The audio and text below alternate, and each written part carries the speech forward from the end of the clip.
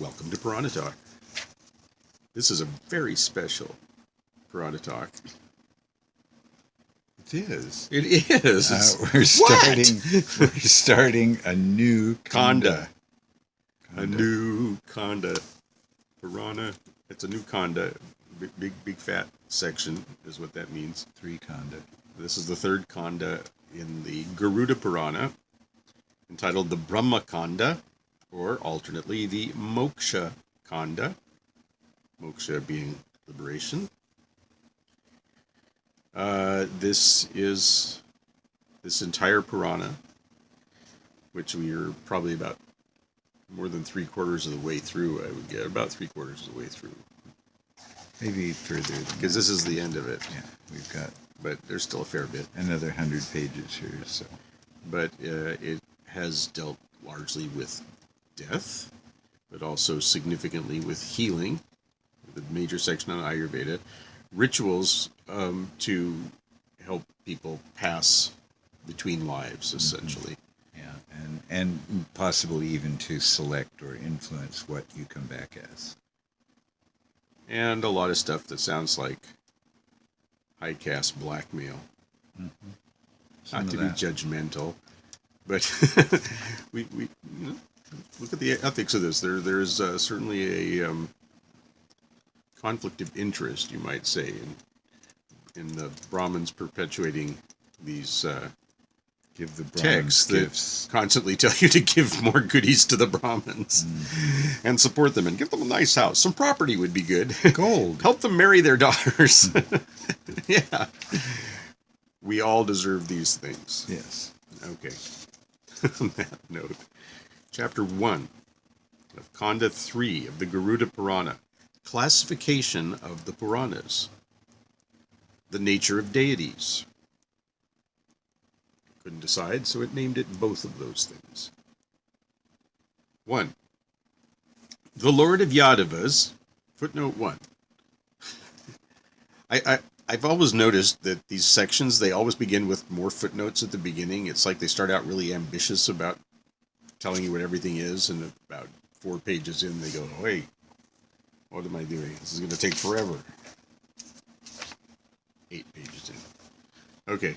The Lord of Yadavas, accompanied by his elder brother Balarama, footnote 2, looked splendid in the battlefield. We'll return to these footnotes. The Lord of Yadavas, accompanied by his elder brother Balarama. Now, the Lord of Yadavas would be Krishna. I'll just read this. Vrishninam-pati, Lord of the descendants of Vrishni and ancestor of Krishna. So, a roundabout way of saying Krishna.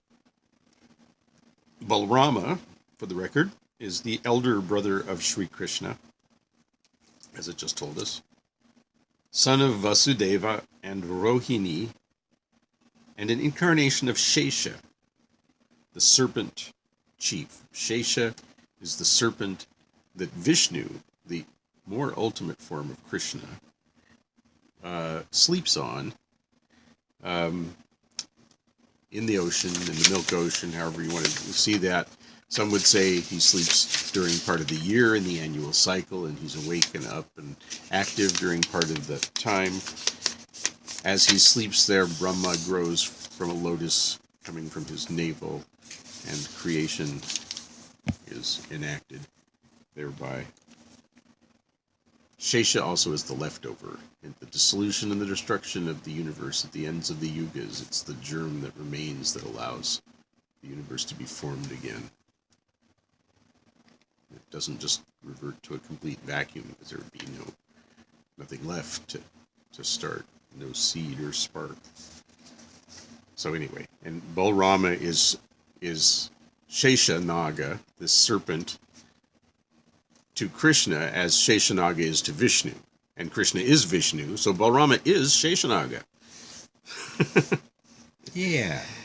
So, starting again, the Lord of Yadavas, accompanied by his elder brother Balarama, looked splendid in the battlefield. The Lord, who was a thunderbolt to the enemy, the best and the noblest among men, Cupid, incarnate to the women, kith and kin of the cowherds, chastiser of the wicked kings, a loving child to his parents, Yama to the Lord of Bhojas, as ordained by fate, the transcendental soul for meditation on the part of yogins. So Yama to the Lord of Bhojas. Yama is the Lord of Death, and the Bhojas are a branch of the Yadu dynasty inimical to the Vrishnis.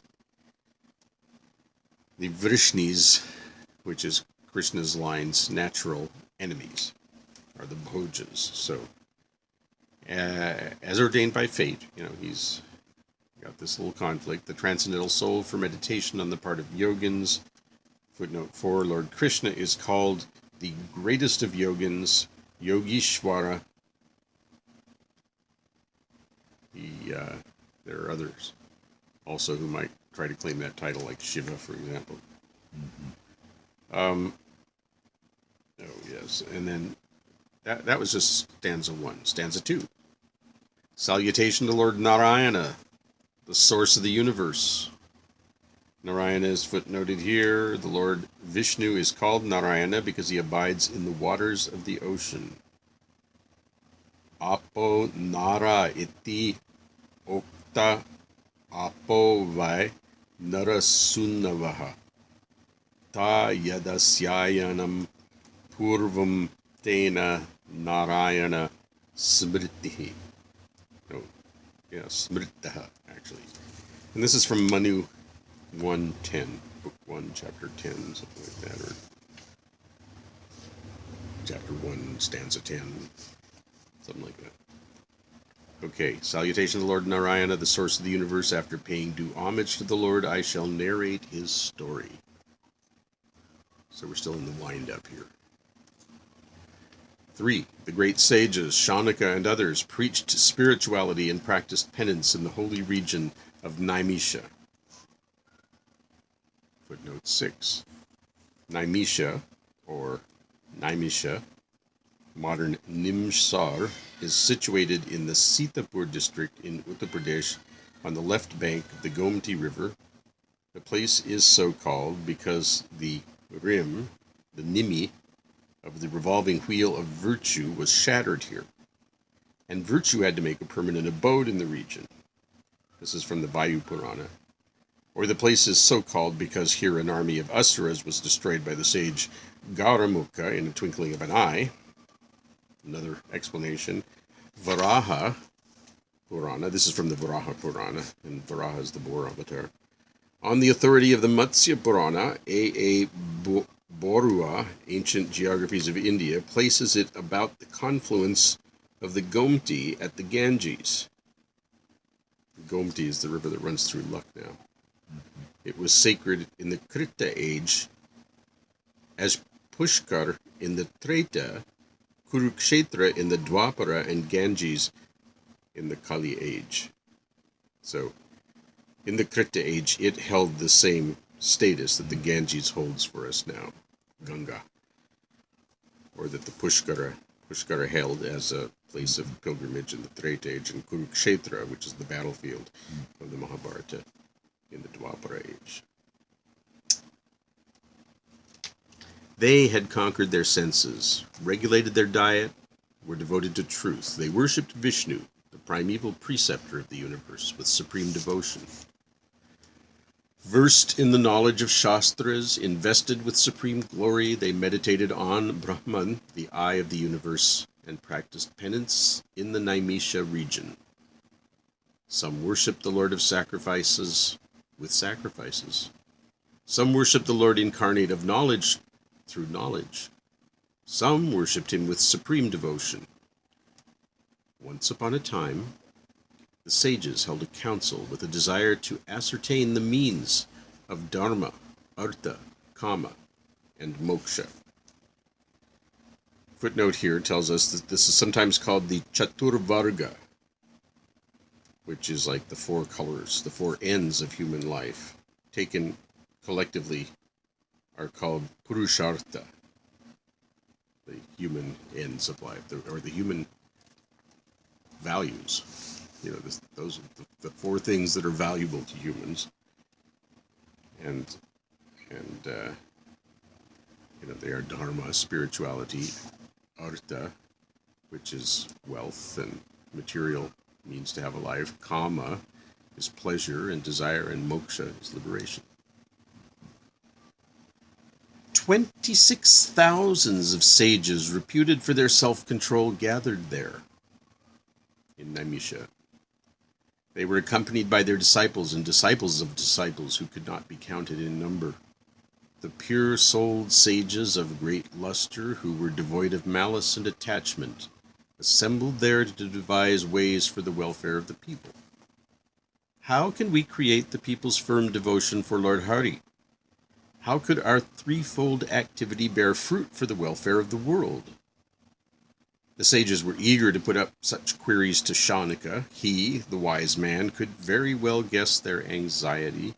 With hands joined in reverence and head bent as a token of modesty, he said in reply, Saunaka said, "In the holy hermitage of the Siddhas there abides Suta, who is well versed in the Puranic lore. He is the best of the self-controlled, is the disciple of Vyasa. He will answer the queries to your entire satisfaction." Siddhas is footnoted here. Siddhas, some divine beings of great purity and holiness characterized by 8 supernatural faculties. Siddhis. S-I-D-D-H. Siddhas, Siddhis. This is verse what? 2. Well, this is footnote 2, 2. and it's a footnote to verse 12, when Saunaka begins speaking, and it says, "In the holy hermitage of the Siddhas, there abides Suta, who is well versed in the Puranic lore." And it tells us that Siddhas have these 8 supernatural powers, and it names them. I thought it might. All right. I'd like that. They're list, all in please. Sanskrit. Anima, Laghima. You want spelling, or you're just going to guess? I'm going to guess. Laghima is a GH, if it matters. Prapti. P-R-A-T-I. P-R-A-P-T-I. Prapti. Acquisition. Prakamya, excuse me, is all A's. Prakamya. Okay. Mahima.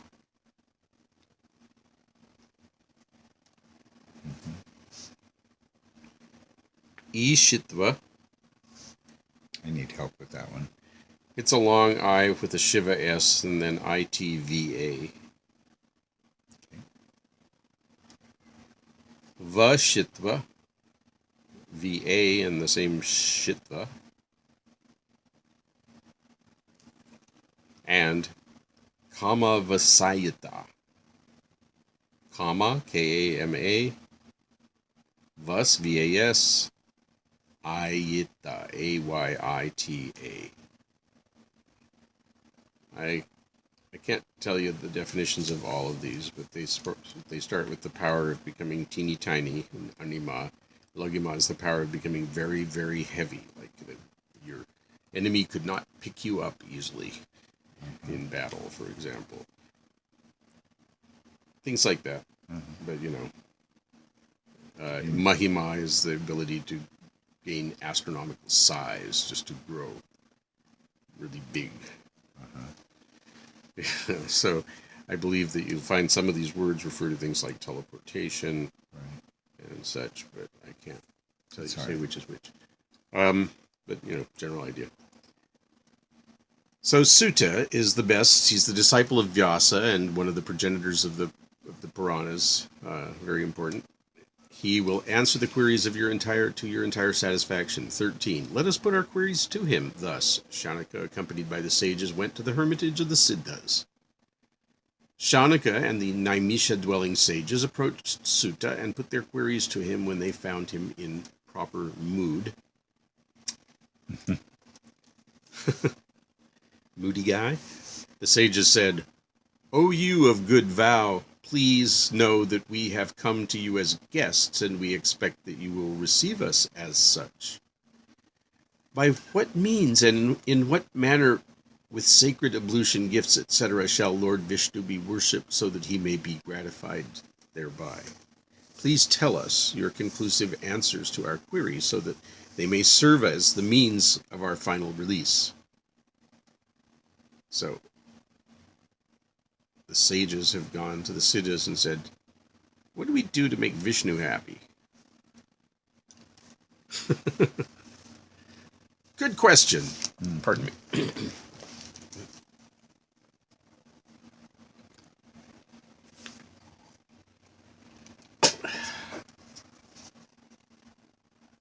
Suta said, O sages, listen, I am going to tell you my conclusive answers to your queries. Having paid homage to Lord Vishnu, Lakshmi, Vayu, Bharati, Shesha, the preceptor Vyasa, and Lord Krishna, I shall answer your queries as far as I understand. There is nothing equal to Narayana, nor has it been, nor would it be. In this faith, I accomplish my task, achieving purpose.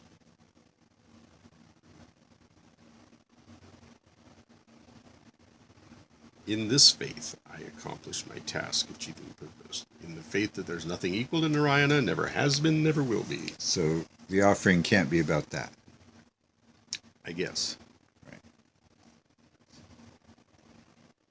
Saunaka said, O noble Suta, please tell us why homage is paid to Lord Vishnu at the very beginning.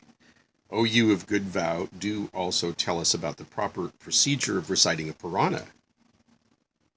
You have paid homage to Lord Vishnu, Lakshmi, Vayu, Bharati, Vyasa. Why this order in paying homage, O Suta of blessed virtue? Let us know the reason thereof. Suta said, Vishnu shall be worshipped at the outset, he who is knowable through the Vedas, Shastras, and Puranas. He alone is the source of energy and illumination. He alone is worthy of our praise. He is the supreme deity, superior to the gods. He alone is worthy of adoration, not Shiva or others, the arrogant people who bypass Vishnu and pay homage to Shiva, Ganesha, Chandika, Renuka, Surya, Bhairava, Vayu, Saraswati, Parvati, and Lakshmi are Avaishnavas. Non-Vaishnavas, i.e., averse to the worship of Vishnu. The sages have proclaimed thus, and the translator felt moved to footnote this to tell us this shows the sectarian character of this khanda, because other sections, presumably, are much more liberal. Are, I don't know if liberal, but they aren't as devoted to this sect, saying, yeah, none of this Shiva crap, this is... You worship those people, you're not really Vaishnavas. Well, no, you're not Vaishnavas, you're Shaivas, duh. Except for the Lakshmi part, what's that about? Lakshmi is the consort of Vishnu. There is that idea in some of these cults that she's also a Shiva. Well, that's a minority cult within Shaivism. Oh, I know, but it's there. Especially if you go to the Shakti Pitas, you'll find it. The Shakti Pitas. Not just. I encountered this through a specific cult. I won't go into greater detail because they are not a public cult. But when I went to, what's the name of the town? I've forgotten. It's where Mahakaleshwar is, Ujjain. When I went to Ujjain, in the inner sanctum, the Garbhagriha of the temple where the lingam is worshipped for Lord Shiva as Mahakala, a niche in the wall as Lakshmi, unmistakably. So, of course, Parvati is there in the yoni that the lingam emerges from. So,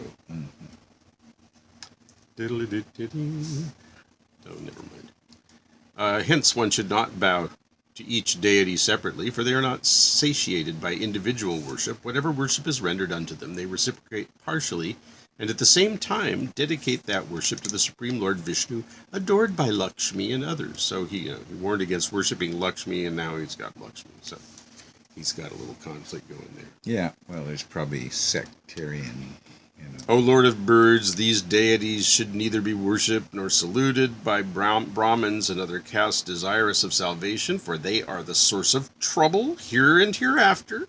They can grant the worshipper the dark, inferior regions. People in any stage of life should not worship them, even in adverse circumstances. Those who for the accomplishment of desire worship Lakshmi, Brahma, Shiva, Indra, Yama, undergo great hardships, great calamities, foul diseases such as leprosy, fistula. Those who vow to Brahma, Rudra, Vayu, and other gods, excluding Vishnu, are called Avaishnavas. O great sages, I shall tell you an important secret which you should keep close to the heart and not divulge to any other, O Brahmins. You should worship the image of Vayu, and not the image of Brahma, Rudra, and other deities. Footnote 3. Vayu. The deity Vayu is identical with Vishnu. Now, Vayu is the wind, lord of the northwestern quarter, and the air principle in Ayurveda and Purana and stuff. But they're saying the deity Vayu is identical with Vishnu. When the worship of a deity other than Vishnu is forbidden, that of Vayu is allowed. Vayu is a symbolic representation of Vishnu. Little Vishnu. So God's invisible hand, and maybe in the form of wind. I don't know. O great sages, I shall tell you an important secret. Oh, that's it. That was the secret right there. When at worship, you should set up an image of Vayu, the symbol of Vishnu, at an appropriate place. You should worship Vishnu, the Lord of Lakshmi, in the appropriate manner. You should thereafter worship the image of Vayu with the remains of gifts. The stupid people who worship Vayu and the rest with fresh garlands, incense, and sandal, but not with the remains, considerably suffer here and hereafter. There is no doubt in this. As an expiation, they should recite Swasti mantras and meditate upon Vishnu. So, yeah. Unclear, but possibly informative. Well, basically it's saying when you do your Vishnu worship, use the leftovers that you had collected that didn't get used there to worship Vayu, and you're foolish to go out and buy fresh stuff to worship Vayu. And just keep going. Yeah, be using what's didn't get used for Vishnu. 33. The stupid who bow to the images of Shiva, Vayu, and others set up by the hypocrites, the followers of Tamasa god Rudra, for the attainment of desire, suffer eternally. They're really sectarian. Rudras, 11 in number, are the inferior manifestations of Shiva, who is the head of the group. I don't think, the translator didn't really mean inferior so much in that sense, but Shiva is the ultimate. The Rudras are manifestations. Emanated from the fire of fury of Brahma, he is possessed of tamoguna, the guna of tamas. Inertia, darkness, precipitating, downward, darkening force. Okay. If the best of the Brahmins have set up an image of Vayu, one should pay homage to the same. If with the remains of offering made to Vishnu, Vayu is worshipped, there is not in the least any fault. Vayu is the father of Hanuman. Vayu, the father of Hanuman, is the preceptor of all. What verse is that? And this is 35, and that's that's known. It's just part of what you know about Hanuman. It's one of the birth stories of Hanuman. There's others. In fact, Hanuman was a foster child of Vayu. It says his actual parents were Lord Shiva and Parvati. See, that's the other story. So Vayu, the father of Hanuman, is the preceptor of all. Hanuman is the regular worshipper of Rama, who is another avatar, if you will, of Vishnu, Mahavishnu. Knowing this, one should pay homage to Vishnu as well as Hanuman, the offspring of the great god Vayu. There's no other way of paying homage, O best of Brahmins, you all should keep this as a guarded secret. The devotees of Vishnu or the followers of the sect should pay homage to Vishnu and Vishnu alone. By doing so in an appropriate manner, they can acquire virtue. Those who do not worship, even in adversity, any god other than Vishnu are the true devotees of the Lord. Those whose minds are diverted to other gods are not the real devotees in any sense. You should not entertain any doubt in this respect. The learned declare those Puranas to be sacred or worth hearing which preach the cult of Vishnu from beginning to the end. In the Iron Age, such Puranas are welcome to attain popularity among the masses. Well, they should have been with us for the Bhagavata Purana, because that was a real, very sectarian. It almost looks at this point that this Khanda was added on just to steer you back to the path of the Lord, because the others had been too even-handed in dealing with and respectful, shockingly, to these other cults. There are a number of Puranas which preach respective dharmas to the four castes. Stupid people should accept their verdict and feel jealous of one another. So now it's getting Puranically chauvinistic. Other Puranas preach respective dharmas to the four castes. Stupid people should accept their verdict and feel jealous of one another. There's no deity equal to Vishnu, no preceptor equal to Vayu, no place of pilgrimage holier than the bank of the Ganges, no devotee of gods equal to the devotee of Vishnu. The Puranas devoted to Vishnu are called Sattvikas. They should be preached to the people, but not others, which cause suffering. So, only the good Puranas should be taught. The pure Sattvic Puranas. The Mahapuranas are classified into three categories: Vaishnava, Brahma, and Shaiva. Vishnu, Brahma, Shiva. The Puranas glorifying Vishnu are styled as Sattvika, those glorifying Brahma as Rajasa, and those glorifying Agni and Shiva as Tamasa. According to this description, the 18 Mahapuranas can be classified into Sattvik, Rajasa, and Tamasa as under Sattvika: the Bhagavata, Vishnu, Garuda, Matsya, Kurma, and Vayu Puranas. Under Rajasa, Skanda, Padma, Vamana, Varaha, Agni, and Bhavishya Purana. And as Tamasa, Tamasic Guna, Brahmanda, Linga, Brahmavaivarta, Markandeya, Brahma Aditya Purana. Garuda mentions Aditya instead of Narada, it tells us. So there. In the Kali age, only 3 principal Puranas are devoted to Vishnu. Among these, the Bhagavata Purana renders more good to the people. So even though this is speaking from the context of the Garuda Purana, it tells us really the Bhagavata Purana is a better Purana than this one. Which is obvious from the attitude, actually. The Bhagavata Purana opens with the description of the origin of the universe: Vishnu, Brahma, Rudra, and others. The wise declare knowledge to be manifold, consisting of various grades, high, low, and middling. All that knowledge is found in the Bhagavata Purana. Hence, Bhagavata is the highest of all Puranas. The Vishnu Purana comes next, then comes Garuda Purana, this one. So this is like the third best Sattvic Vaishnava Purana out of the 18 Mahapuranas, appropriate to the Kali age. This age. This Purana, this age. The Vishnu Purana, okay, yeah, we did that. O Brahmanas, listen to that specialty. The Garuda Purana is divided into 3 parts. The first part is called Karma Kanda, the second Dharma Kanda, and the third Brahma Kanda. Footnotes to each of these. The first Karma Kanda is the same as Achara Kanda.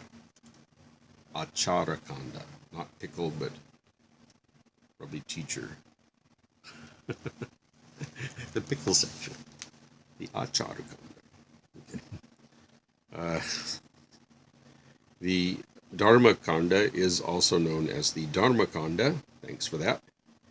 And the Brahma Kanda is also known as the Moksha Kanda, or the section of liberation. Among these, the third part is the best. Speaking from the third part. and already criticizing the other two part for not being sectarian enough, it tells us that it is in fact the best of the three parts. Listening to this part grants virtue which is equal to the virtue of listening to complete Bhagavata. Bhagavata is better, but if you just read this section of the Garuda Purana, it's as good as reading the Bhagavata. You buying this? When the third part is recited, one obtains merit equal to the merit of reciting the Vedas. There can be no second thought in this respect. Don't even think it.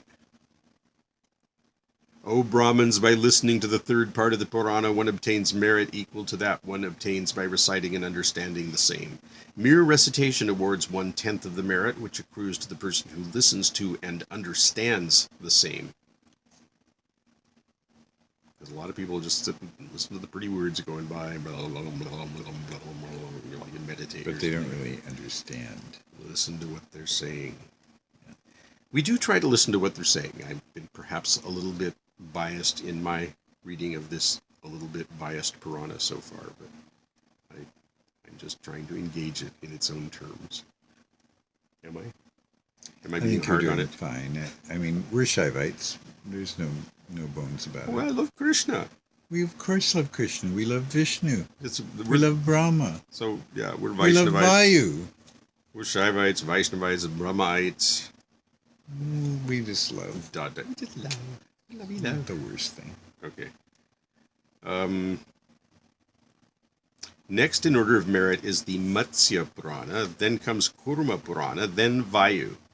Matsya, named after the fish avatar of Vishnu, Kurma, named after the tortoise avatar of Vishnu, and Vayu, the wind. Seems to be Vishnu. These three are also Sattvika Puranas, O best of sages in the sixfold series of Sattvika Puranas. There's a lot of knowledge to be discovered. That's what it says. 52. Among the Sattvika Puranas, Matsya and Kurma are inferior, Vayu is middling, Vishnu and Bhagavata are superior.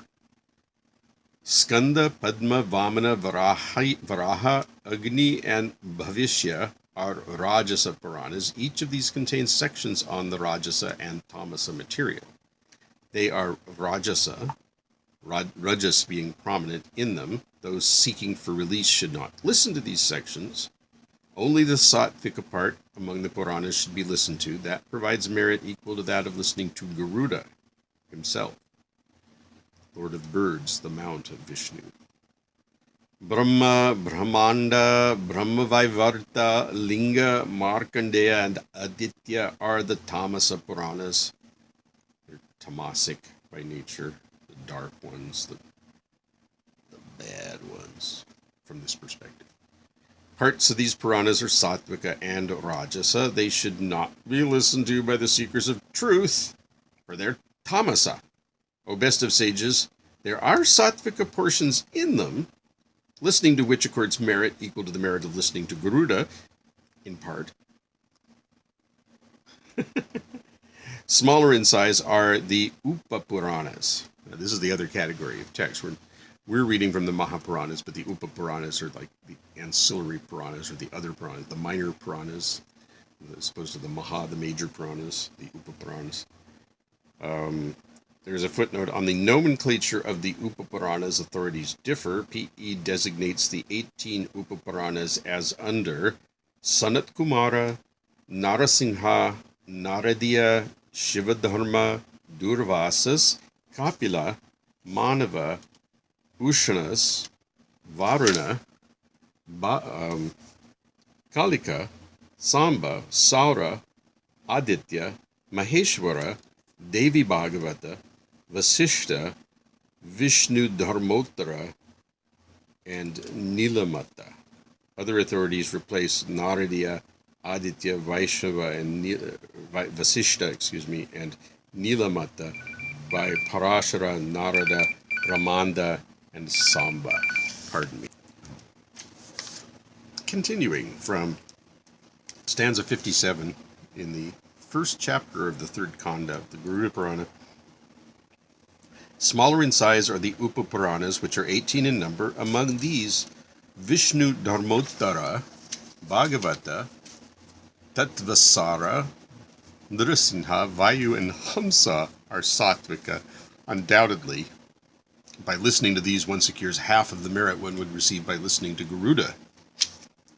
I mean, Garuda himself or the Garuda Purana? The Bhagavata, though, is one of the greater Puranas. How did it get demoted?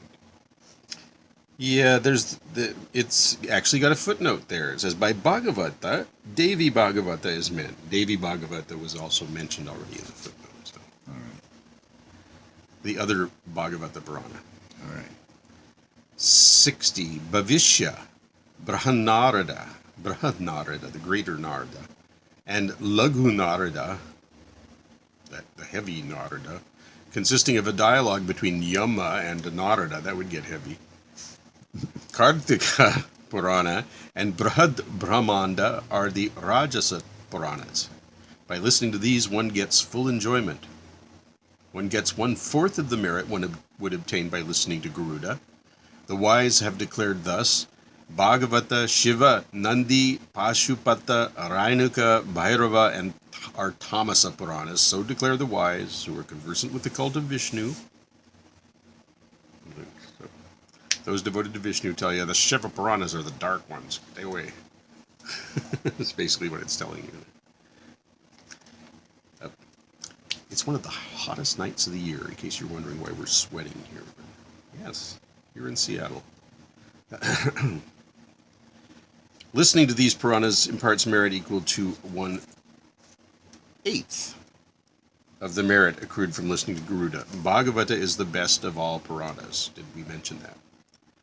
By reciting the Purana, one gets merit equal to that one would get by reciting the Vedas. One who hears the Purana gets half the merit one gets by hearing the Vedas. If one hears the Purana recited and understands what he hears, gets tenfold the merit one hears of one who hears the Vedas and understands them. 10 times? Really? The Puranas? Better than the Vedas, if you understand them. The reciter who understands the meaning gets twice that merit, and the commentator or expositor gets even more. Probably because it demonstrates that you really understand. And that you're making it more accessible to more and more people, and that certainly is generating merit, right? I guess. The wise declare that the Purana is equal to the Vedas in the weightiness of purpose and the greatness of glory. It is more valuable than the Vedas so far as the meaning is concerned. This is declared by those who understand the mystery of Vishnu. The wise declare that the praise of Vishnu and the 1,000 appellations of the deity recorded in this Purana are the best among those who can bestow merit. Listening to the two obtains tenfold or more merit one earns by hearing the Bharata. The Mahabharata, I'm sure. That's what it means. In the Bharata Varsha, footnote 1, it says Garuda 154:13-14 speaks of Bharata, son of Rishabha and Meru Devi.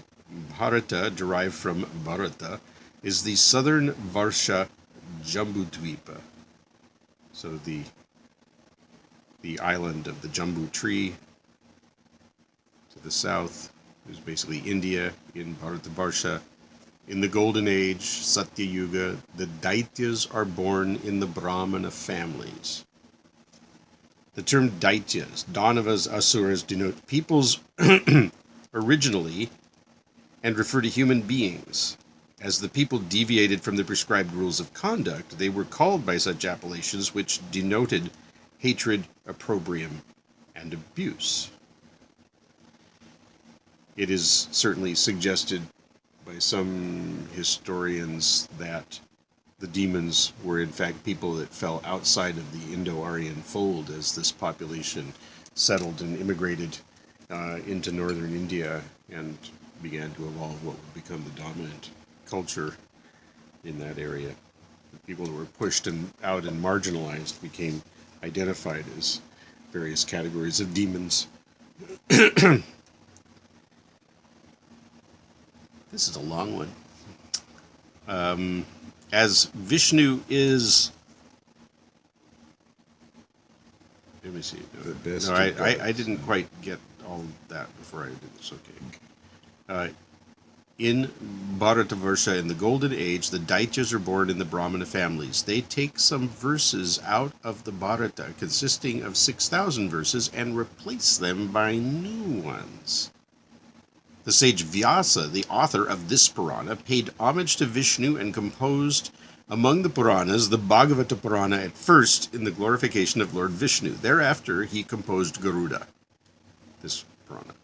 Garuda is one of the principal Puranas as declared in the Shastras. There is no Purana equal to Garuda in the exposition of Vaishnava cult. As Vishnu is the best of gods, as Sudarshana is the best of missiles, as the horse sacrifice is the best of sacrifices, as Rudra is the best among the inferior deities, best of the worst.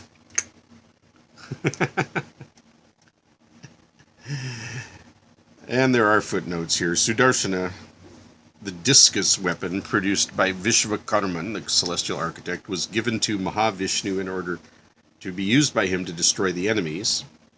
According to another account, the fire god gave the discus weapon to Lord Krishna to fight against Indra. The horse sacrifice is mentioned. A footnote for that is on the efficacy of Ashvamedha, see Manusmriti. Yatashvamedha aturat sarva papapane papanodana. The sacrifice was regarded as a symbol of sovereignty and power. The performer of the sacrifice let loose a horse to wander at will for a year, attended by a guardian. When the horse entered a foreign country, the ruler was bound either to submit or to fight. In this way, the horse returned at the end of a year, with the guardian obtaining or enforcing the submission princes whom he had brought in his train. After the successful return of the horse was sacrificed amidst great rejoicing. As the Ganges is the best among the rivers, Lotus among the water plants, Vayu among the superior deities, so Garuda is the best of all Puranas devoted to the cult of Vishnu. In the Garuda Purana, Vishnu is the principal deity. Being worthy of praise and easy to approach, he should be honored and worshipped at first. After Vishnu comes the blissful Lakshmi, who is equally worthy of honor and worship. Make up your mind. O best of Brahmins, then comes Vayu, the noblest and the best among the Brahmins, and the lord of aspirants of Vishnu. He should be worshipped when the recitation of a Purana begins. Next, the goddess Bharati should be worshipped, as she represents the goddess speech itself, Saraswati, the Sophia of the East. 77. Next, among men, the sage Vyasa, the author of the Puranas, should be worshipped. Being the devotee of Vishnu, he is entitled to be worshipped.